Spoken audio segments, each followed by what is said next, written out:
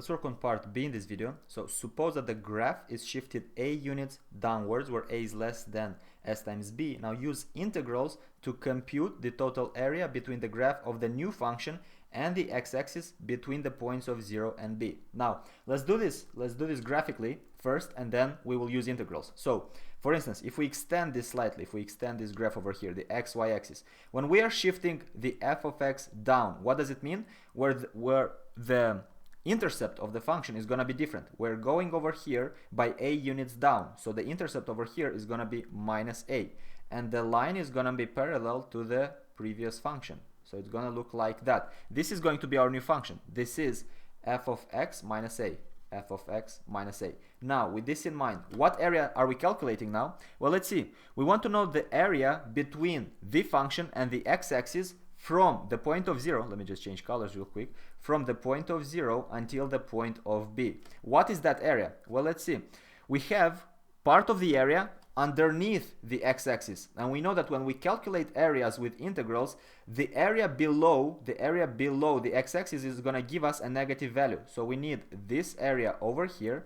This is still between the x-axis and the function, so this triangle, and we also need the remaining area, which is going to be between the line and the x-axis, but it's going to be above the x-axis, so this is going to be a positive area. This is going to give us a positive value. So in other words, we must find two areas, so we must use two integrals. Now the question is, what is going to be this integral? Because it has to be definite. It's a definite integral from the limit of 0 until when? Well, what we want to find out now is this intercept. What is that intercept? That is the x-intercept. In other words, this is going to be the value for which the function is equal to 0. The result of the function has to be 0. So f of x minus a must be equal to 0. What is f of x? F of x is s times x. So we're looking for s times x minus a equals to 0. What is the x value? What is the x value that we're looking here? This is the x-intercept. So we calculate for x. Well, s times x is going to be equal to a. S times x is going to be equal to a. If we divide both sides by s, x is going to be equal to a over s. So we found our intercept. Now, because we found our intercept, we can solve. This is going to be a divided by s.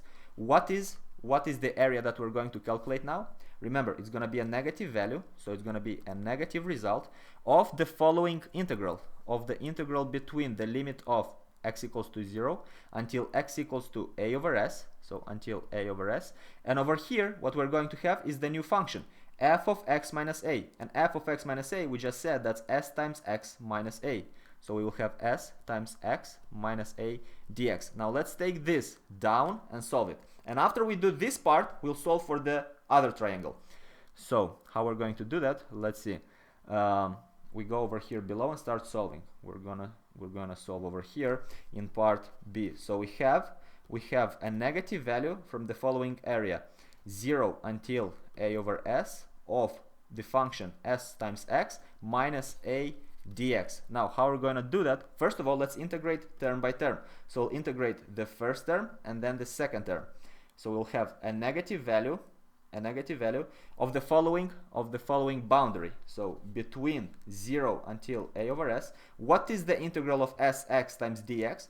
Well, s is our constant, so we keep it like that. What is the integral of x dx? That's x to the power of 2 divided by 2, and then we go to the second term, minus what is the integral of a times dx? Well, that's just going to be a times x, and let's check it. What is the derivative of a times x? Well, it's just the constant a, so we're going back to the original, literally the antiderivative. Hope this makes sense. Now let's close the brackets over here and let's solve it. So we're going to substitute a over s into the x, and then we're going to substitute 0 into the x. So let's do it over here below. We will have a negative area, so we have a negative area of the following. We will start substituting. Let me do it like that. We'll have a bracket, and then we have s times a over s to the power of 2. We substitute into x, so we have a over s. Actually, you know what? Let me just do the x's with different color, because we will keep track easier like that.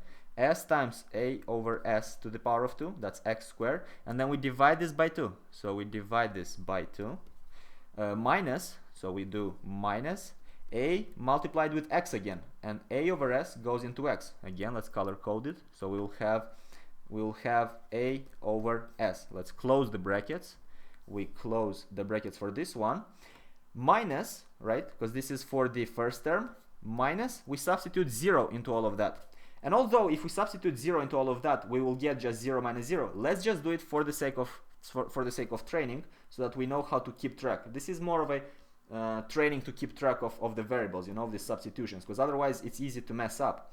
So we will have s times 0 squared, again, let's color it in purple, so that's 0 squared divided by 2, so back to green, divided by 2, and then minus a times 0, so we will have minus a times, and 0, we do it in purple again, so times 0, now green mode, so close the brackets over here, and this is it. And remember that the negative sign is gonna affect the entire bracket, so the negative sign is gonna affect the entire bracket. Now let's start solving. Let's expand this. Let's expand it. We will have the negative sign, so we will have the negative sign over here, the negative sign, and now let's open the brackets. So we will have s times a squared divided by s squared, so we will have s multiplied with a squared divided by s squared, a squared divided by s squared, all of this divided by 2, all of this divided by 2, minus, so we subtract with yellow again, minus a times a, that's a squared divided by s, a squared divided by s, and all of that we just said is going to be 0, so no need to write it again. So we close the brackets. What are we left with? Let's see, s and s squared cancel out, so s and s squared cancel out, and we're left over here with a squared divided by s. We still keep track of the negative sign, so we still have the minus, and in brackets we're left with a squared divided by s divided by 2. Well, that's just going to be a squared divided by 2s, and then minus the remaining, minus a squared over s, and we close the bracket. This is just the area under the first triangle. This is the area under the triangle, and we put a negative sign to show that it is below the x-axis, that the y values over there are negative. Hope this makes sense. Now we stop it here for this video. In the next video we'll replicate the method to calculate the area of the second triangle, this one, the bigger one, and we're going to add them up and see what the result is.